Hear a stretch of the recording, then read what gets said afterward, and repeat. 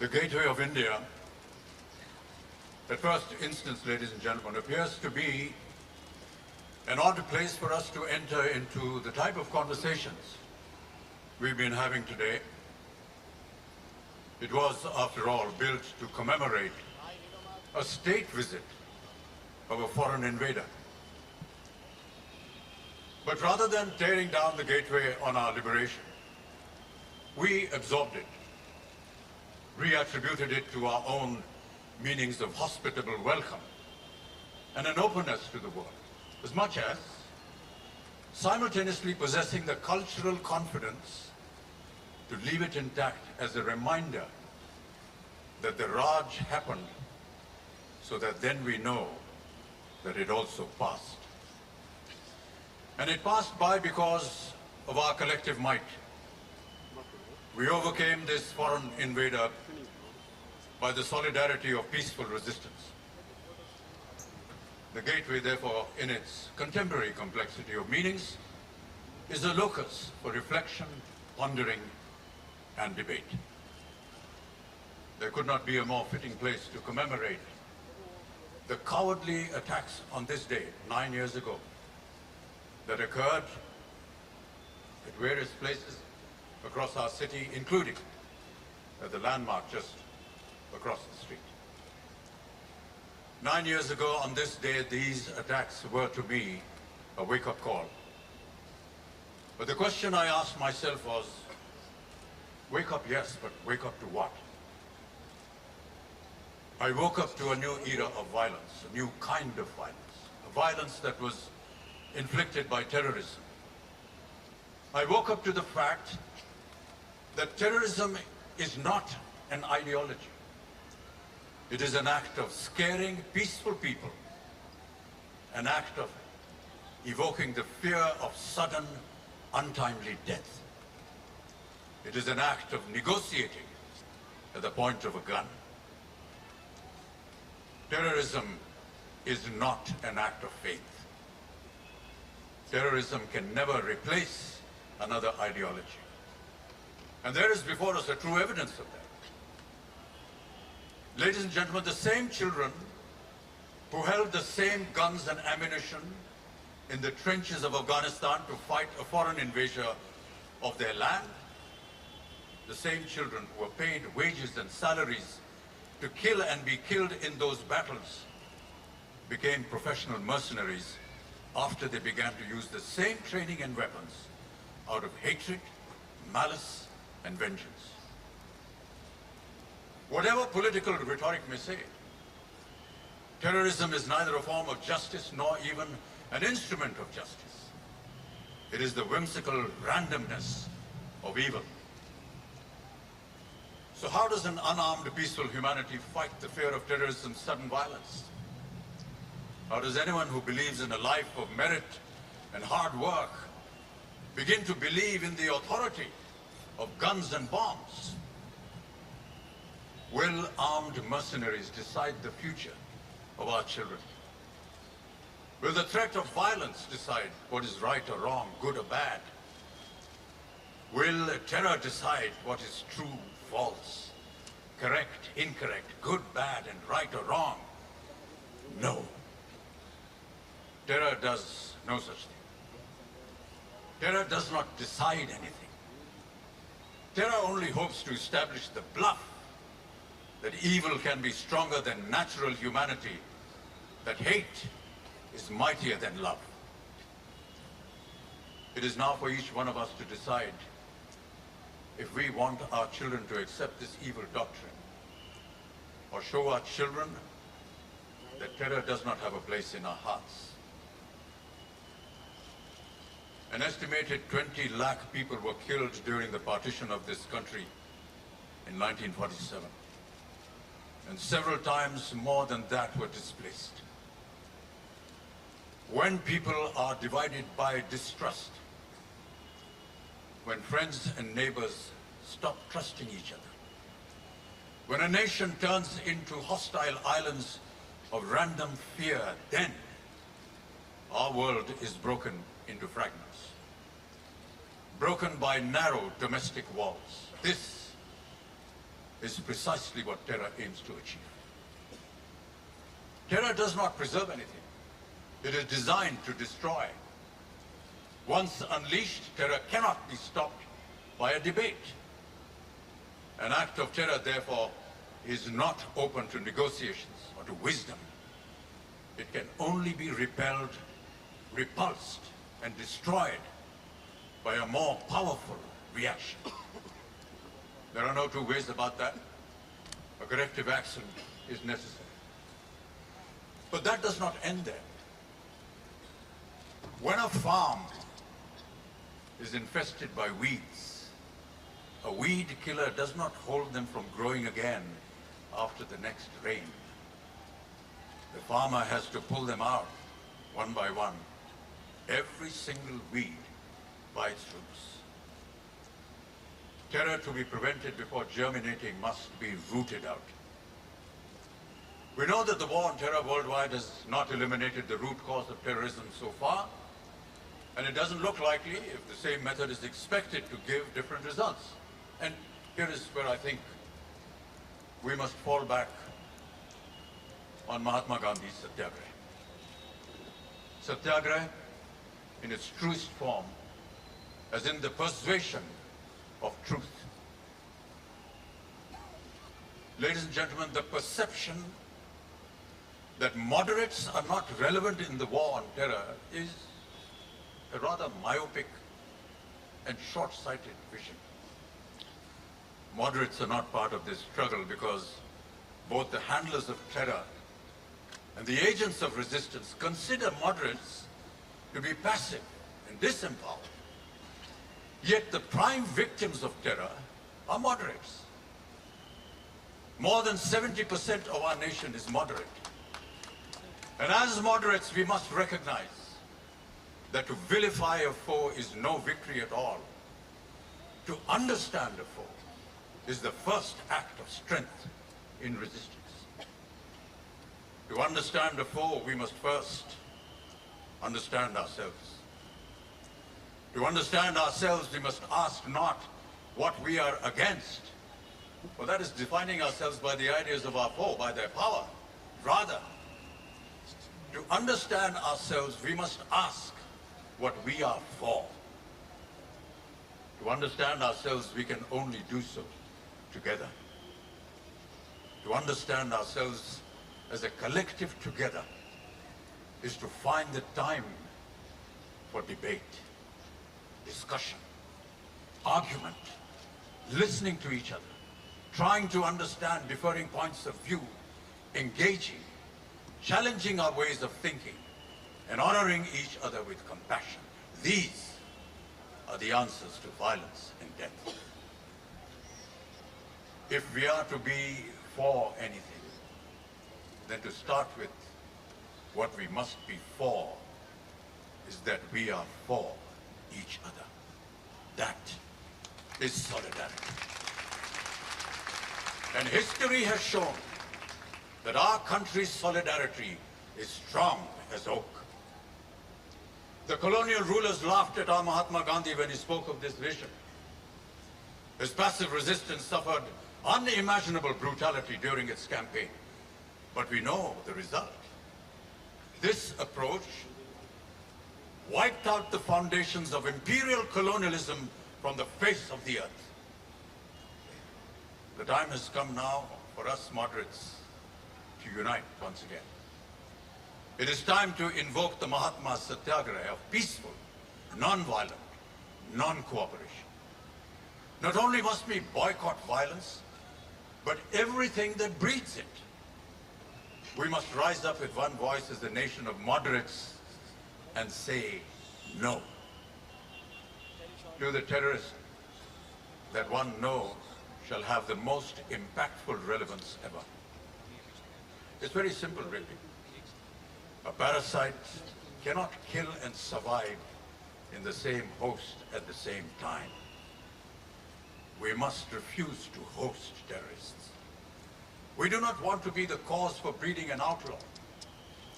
When we say no, when we do not cooperate, we're not defending anything. When we say yes, we are cooperating. and we are defending evil.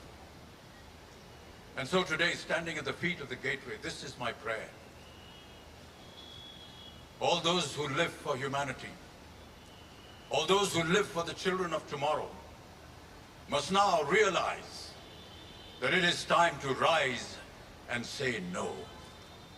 Uproot every weed from our surroundings, one weed at a time. Do not threaten. Do not fight. Do not kill. Do not injure. Simply refuse to cooperate at any cost. Do not feed the evil. Do not host the parasite called the terrorist. And then may we all live in the dream of Gurudev Tagore's words. Into that heaven of freedom, my father, let my country awake.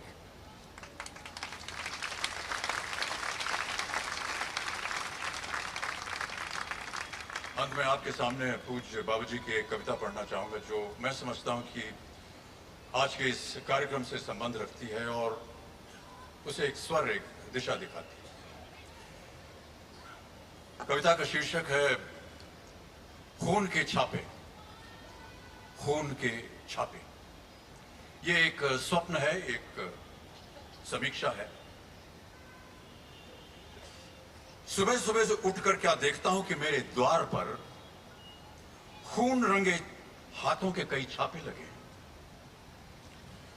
सुबह सुबह उठकर क्या देखता हूं कि मेरे द्वार पर खून रंगे हाथों के कई छापे लगे हैं और मेरी पत्नी ने एक स्वप्न देखा है कि एक नर कंकाल आधी रात को एक हाथ में खून की बाल्टी लिए आता है और दूसरा हाथ उसमें डुबोकर हमारे द्वार पर एक छापा लगाकर चला जाता है।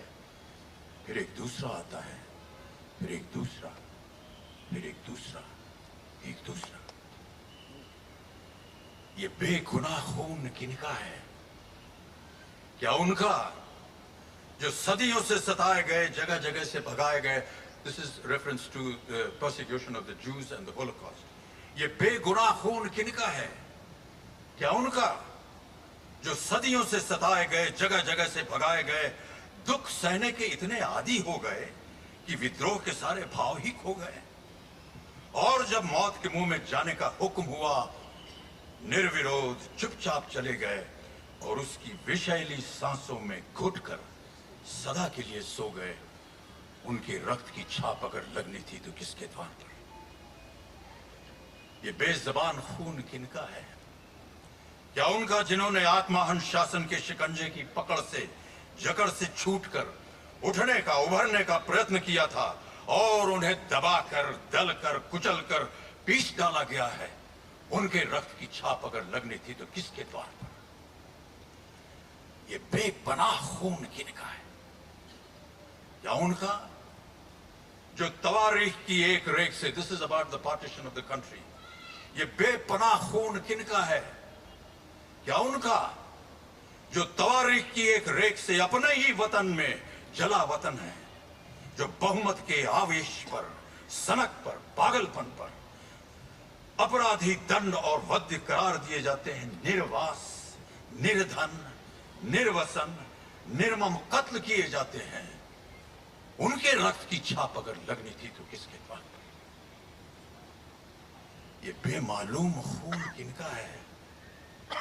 क्या उन सपनों का जो एक उगते हुए राष्ट्र की पलकों पर छूले थे, पुतलियों में पले थे, पर लोभ ने, स्वार्थ ने, महत्वाकांक्षा ने जिनकी आंखें फोड़ दी हैं, जिनकी गर्दनें मरोड़ दी हैं, उनके रक्त की छाप अगर लगनी थी तो किसके द्वार पर? ये जवान खून किनका है?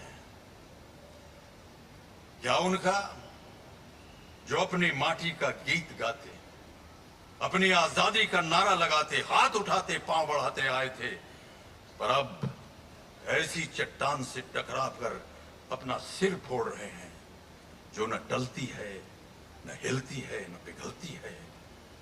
उनके रक्त की छाप अगर लगनी थी तो किसके द्वार पर?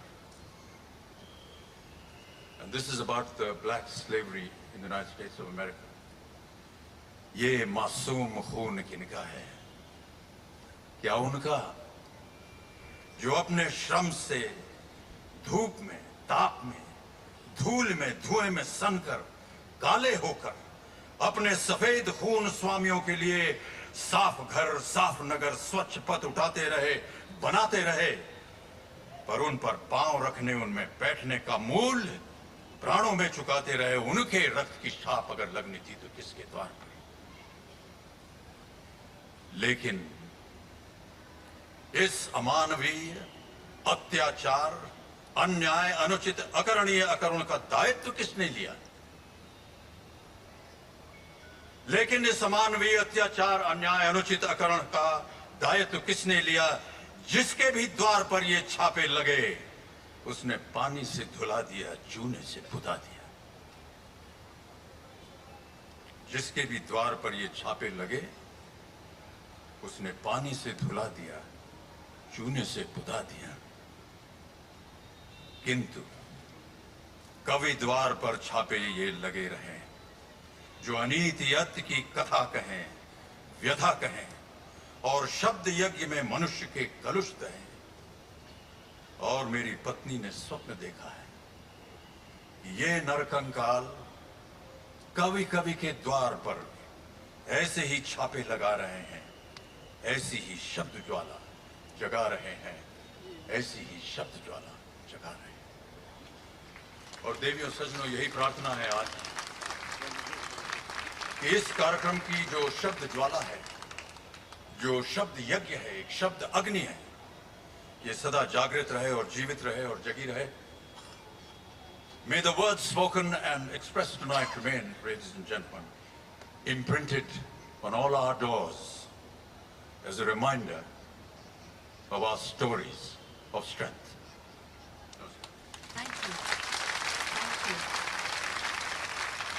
Thank you. Thank you very much, sir. Ladies and gentlemen, Shri Amitabh Bachchan. Thank you, sir. Sir, may I please request you to join us in front of the podium for the national anthem. Ladies and gentlemen, I would like to invite on stage our Honorable Chief Minister, Shri Devendra Fadnavis. Please join us in welcoming on stage Mrs. Amruta Fadnavis, the families of those who we lost in the 26/11 attacks, Miss Divya Salaskar, Mr. and Mrs. Uni Krishnan, parents of late Major Sandeep Uni Krishnan, Vice Admiral Girish Luthra, Commissioner of Police Mr. Patsalgikar, His Excellency Daniel Carmen, Ambassador of Israel to India, Mr. Prasoon Joshi, Shri Suresh Wadkarji, Mr. Amit Trivedi, Shri Mame Khan, Miss Priyanka Barwe, students of the Shankar Mahadevan Music Academy, our musicians for the evening. I would also like to request the presence of Miss Sonia Huria from Viacom 18 Media Private Limited, Mr. Nath Parmeshwaran from PayPal India, Mr. Shiv Prabhat from Life Insurance Corporation of India, Mr. Jaspal Bindra from Centrum Group, Mr. Arjun Bhatia from Prime Focus Limited, RJ Siddharth from Big 92.7 FM, Mr. Sai Nagesh from Lakshya Solutions, Mr. Puneet Chatwal from the Indian Hotels Company Limited, Ms. Farzana Kama Balpande from Book a Smile, Mr. Devendra Bharma, Oberoi Hotels,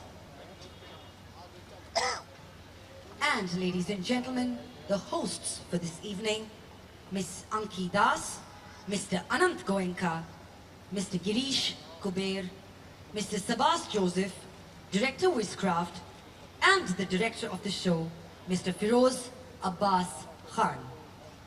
Ladies and gentlemen, may I please request you to kindly rise for the Indian National Anthem.